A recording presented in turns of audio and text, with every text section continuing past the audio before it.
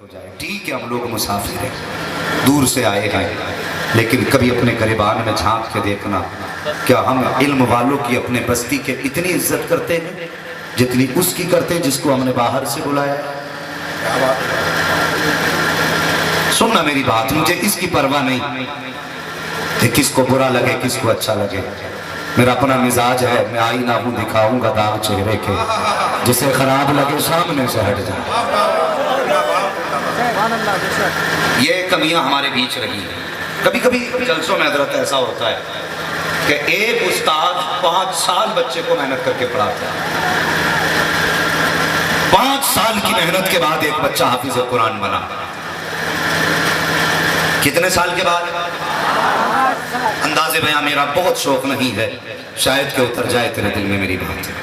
یہ مت سوچنا اس نے بات کیا چھیڑ دی، میری کوشش رہے گی محفل یہاں سے شروع ہو، ختم کربلا میں جا کے ہونی چاہیے۔ مگر جو ضروری بات ہے یہ بھی کہہ کہ میں بات آگے بڑھاؤں گا، میں اس کی بھی پرواہ نہیں کرتا کہ کتنے نعرے لگیں گے، کتنے لوگ انعام لٹائیں گے۔ انعام یہ نہیں جو صرف آپ دے دیں، انعام وہ ہے جو خدا قیامت میں دے گا۔ اگر ایک بندے کے دماغ میں بات اتر گئی تو قسم خدا کی میرا سب سے بڑا انعام ہو جائے گا۔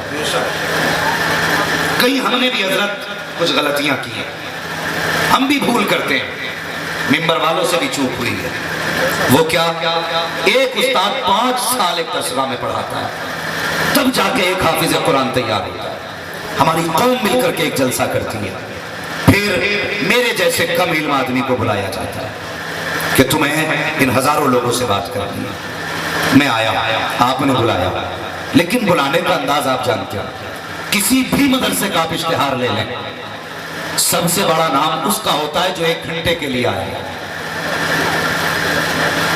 اور سب سے چھوٹا نام اس کا ہوتا ہے جس نے 5 سال خون پسینہ ایک کیا ہے۔ سب سے چھوٹا نام اس کا جس نے خون پسینہ ایک کیا ہے۔ غلطی آپ کی بھی نہیں ہے، کتنے خطبہ کو تو اسی بات سے تکلیف ہو جاتی ہے، اشتہار میں میرا نام چھوٹا کیوں ڈالا گیا ہے، میری ویلیو کیا سمجھی ہے تم نے؟ میں کہتا ہوں حق بحقدار رسل، جس کا جو حق ہے وہ اس کو دیا جانا چاہیے۔ اشتہار اگر مدرسے کے چھپنے چاہیے، سب سے بڑا اس کا نام ہونا چاہیے جس نے 5 سال تک 4 بجے اٹھ کے قرآن والوں کو اٹھایا ہے، 3 بجے اٹھ کر کے بچوں کو وضو کرایا ہے۔ سب سے بڑا نام اشتہار میں اس کا ہونا چاہیے جس نے ٹھنڈے پانی سے وضو کر کے قرآن والوں کو قرآن پڑھایا ہے۔ جس نے بچوں کی فکر نہ کی اس کا نام بڑا کرو، جس نے گھر جانے کی فکر نہ کی اس کا نام بڑا کرو، جو راتوں کو جاگتا رہا اس کا نام بڑا کرو، جس نے 5 حافظ قرآن دیے اس کا نام بڑا کرو۔ خدا کی قسم 1 گھنٹے والا حقدار نہیں، حقدار وہ ہے جس نے تیرے بیٹے کے سینے میں قرآن کے 30 پارے اتار دیے۔ نعرہ تکبیر، نعرہ رسالہ،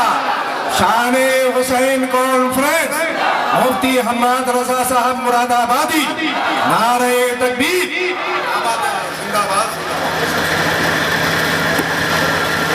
عزت اللہ دیتا ہے، اشتہار نہیں۔ اور رہ گئی القابات کی بات تو میں یہ بات کہہ دیتا ہوں، ڈنکے کی چوٹ پر وہ مولوی اپنی گریبان میں جھانک کے اپنے اعمال کا محاسبہ کریں جنہیں القاب پیارے ہیں۔ خدا کی قسم یہ ایک اشتہار نہیں، ایسے لاکھوں اشتہار دیکھے ہیں، لیکن کلیجہ ٹھنڈا نہیں ہوتا۔ کلیجہ ٹھنڈا تب ہوتا ہے جب ماں باپ بیٹا کہہ کے آواز دیا تھا۔ اگر القابات کی بات کرو تو وہ لفظ جو ماں باپ کی زبان سے نکلے اس سے بڑا کوئی لقب ہو ہی نہیں۔ گزارش ہے میری، علم والوں کی عزت کیا کرو، قدر کیا کرو، ہاں قدر کیا کرو، ان کا احترام کیا کرو۔ آج اور یہ میرے بزرگ لوگ بیٹھے، میں ان کی بچوں کی عمر کا ہوں، کچھ اس میں جوان میرے ہم عمر بھی ہیں، مگر ایک بات کہہ دوں آپ سے، خدا کی قسم بہت غور سے میری بات سننا، ہم سب سے حقیر اپنی جماعت کے علماء کو سمجھتے ہیں، اور جو قوم اپنے رہنماؤں کی قدر نہیں کرتی وہ قوم کبھی کامیاب نہیں ہوتی۔ کیا بات ہے، واہ! یہ ذہن میں بات رکھ لینا، جو قوم اپنے رہنما کی عزت نہیں کرتی وہ کبھی کامیاب، سارے بولیں کبھی کامیاب نہیں ہوتی ہے۔ احسان ہے ان مدرسوں کا جو ہمارے چہروں پہ داڑیاں ہیں، احسان ہے ان علماء کا جو آج سروں پہ ٹوپیاں سلامت ہیں. اور بڑی بات کہہ دوں, جہاں علماء نہیں ہے وہاں 70 سال کے بوڑھے کو 7 پشتوں کا شجرہ تو یاد ہے, لیکن نبی کا دیا ہوا کلمہ تک یاد نہیں ہوتا. یہ کڑوی سچائی ہے, کڑوی سچائی. لوگ ہم سے کہتے ہیں کہ صاحب ایک سوال پوچھنا ہے. کون سا؟ کہ امام صاحب مہینے میں 4 چھٹیاں کر رہے ہیں, نماز پڑھے ان کے پیچھے. ایک دن تو تعجب ہوا, ایک کا فون آیا, کہنے لگا حضرت جی جو امام دکان کرے اس کے پیچھے نماز ہو جائے گی.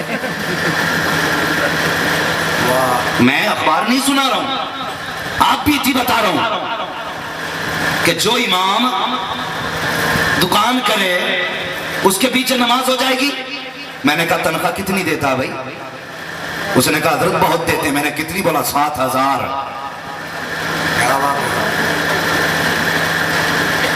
کتنی؟ زور سے بولو, کتنی؟ کم ہے کہ زیادہ؟ ماشاءاللہ. نیچے والے بولے کم, ممبر والے بولے بہت کم. اس لیے کہ جتنی زمین پہ آگ جلتی ہے اتنی گرم ہوتی ہے. بس انہیں پتا ہے گھر کیسے چلتے ہیں.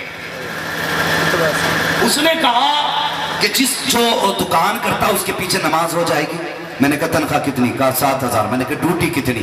کہنے لگے نماز پڑھاتے ہیں. میں نے کہا جنازہ کون پڑھاتا؟ بولا امام. بچہ پیدا ہو کان میں اذان کون پڑھتا؟ بولا امام. کوئی مر جائے تو فاتحہ کون پڑھتا؟ امام. قبر پہ فاتحہ کون پڑھتا؟ امام. سر میں درد ہو تو دم کون کرتا؟ امام. پیٹ میں درد ہو تو دم کون کرتا؟ امام.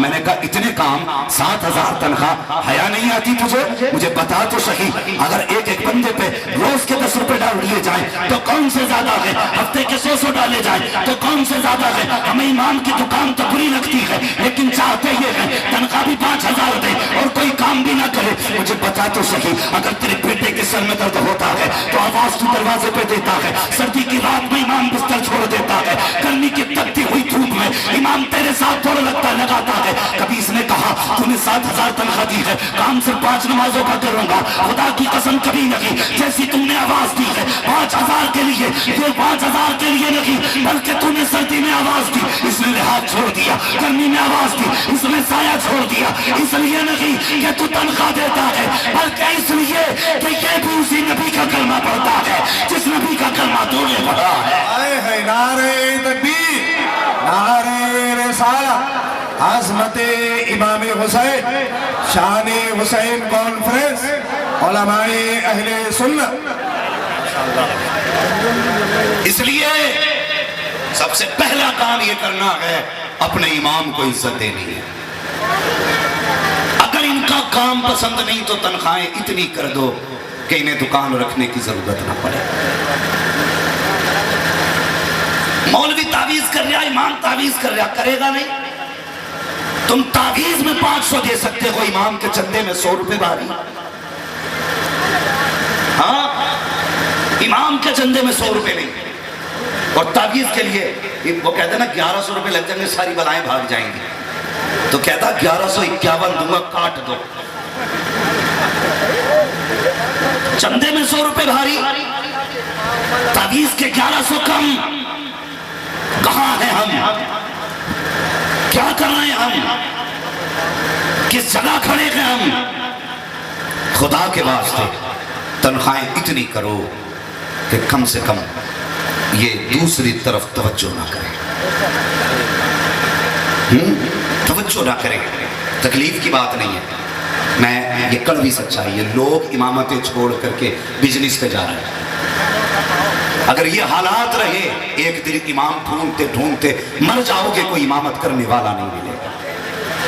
ایسا نہیں ان کے ہاتھ پیر نہیں ہے, یہ محنت نہیں کر سکتے, یہ سب کچھ کر سکتے ہیں. سوچنا چاہیے جیسے آپ کے بچے ہیں ویسے امام کے بھی بچے ہیں, جیسے آپ کے گھر میں بیماریاں ہیں امام کے گھر میں بھی بیماری ہے. ایک امام کو صرف اس لیے مسجد سے نکالا گیا کہ اس کی بیوی کا آپریشن ہوا, اس نے 7 دن ہاسپٹل میں اپنے بچوں کے ساتھ گزارے. اس قوم نے اس امام کو نکال کے کھڑا کر دیا. اور میں کہتا ہوں جھوٹے ہیں یہ لوگ جو کہتے ہیں حسین سے پیار ہے ہمیں. اور مجھے بتا تو صحیح, امام یہ تیرے باپ کا وارث نہیں, حسین پاک کا وارث ہے. اگر تو اس سے پیار نہیں کر سکتا تو حسین سے کیسے پیار کر سکتا ہے؟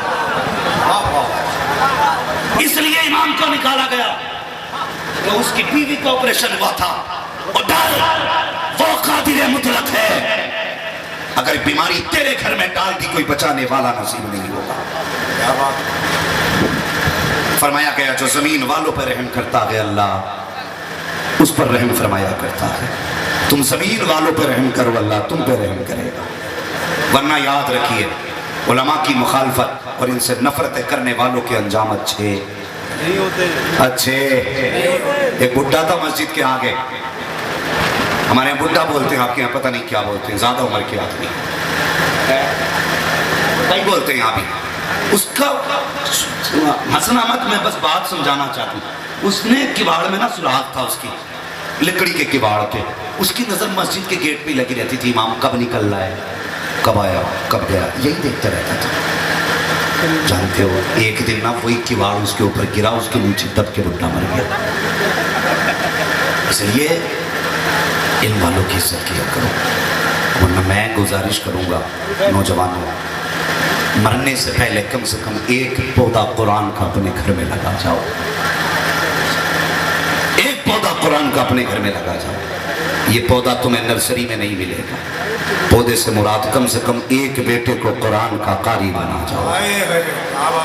यही करबला का पैगाम है, सच है। कम से कम एक बेटे को कुरान का कारी बना के जाओ। मिजाज ये है, अमीर कहते हैं बेटे को MBBS बनाना है, गरीब कहता है बेटे को हाफिज जी बना देंगे, कम से कम 2 रोटियां ही खाता रहेगा ना। कभी बेटे को 2 रोटी के लिए नहीं, हुजूर के दीन के लिए मदरसे भेजना, कुरान के लिए मदरसे भेजना है। इसलिए मेरी गुजारिश है, उलमा की इज्जत करें।